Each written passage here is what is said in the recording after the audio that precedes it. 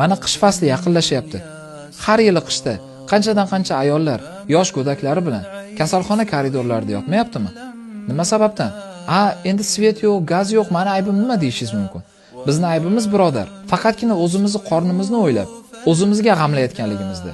Bugun qornimiz to'qmi? Bo'ldi, yetadi. Qolganini birodarlarimizga, muhtojlarga berishimiz kerak. Qo'ni-qo'shnilarimiz, qarindoshlarimiz, birodarlarimiz bilan silay rahmni ushlashimiz kerak. Rasululloh sollallohu alayhi vasallamni sevamiz deymiz. Qur'oni Karim bizning kitobimiz deymiz. Sahobalarga qadamma-qadam ergashamiz deymiz. Nimaga oxirigacha turib bermaymiz bo'lmasam?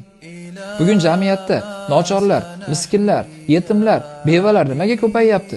Chunki musulmonlar xotirjam bo'lib qolyapmiz. Birodarlarimiz holidan xabar olaylik. Alloh taolo aytadi: "Val axiratu xayru va abqa." Oxirat hayoti yaxshiroq va boqiydir. Shunday ekan, birodarlar, sal atrofga e'tiborli bo'laylik. Alloh taolodan taqvo qilib, birodarlarimizga qanotimizni pastlataylik.